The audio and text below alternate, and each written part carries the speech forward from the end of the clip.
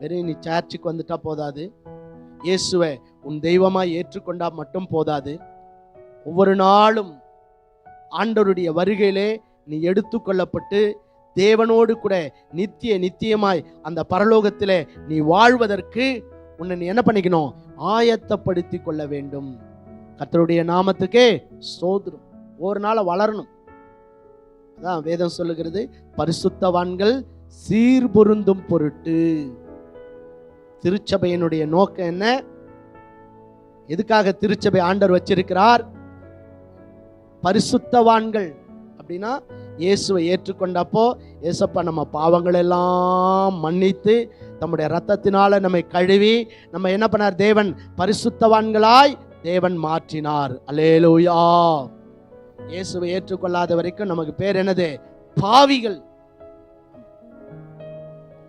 ஒருவேளை யோசிச்சு பாருங்க, இயேசுவை ஏற்றுக்கொள்ளாத முன்பே நீங்க இருந்த லைஃப் இல்லையா?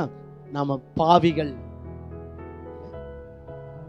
சோ அந்த பாவத்தோடு நாம் மரித்து அந்த பாவத்தின் சம்பளத்தினாலே நீங்களும் நானும் நாம் செய்த பாவம் நமக்கு நரகத்தை, அந்த பாதாளத்துக்கு நம்முடைய ஆத்துமாவை கொண்டு போய் விடக்கூடாது என்பதற்காக ஆண்டவர் நமக்கு பாவ உணர்வை கொடுத்து பாவ மன்னிப்பின் நிச்சயத்தை கர்த்தர் அருளி செய்து நம்முடைய பாவங்கள் எல்லாம் ஆண்டவர் மன்னித்து தம்முடைய இரத்தத்தினால நம்மை கழுவி நம்மை பரிசுத்தவான்களாய் நம்மை நீதிமான்களாய் இயேசு மாற்றி இருக்கிறார். அல்லேலூயா.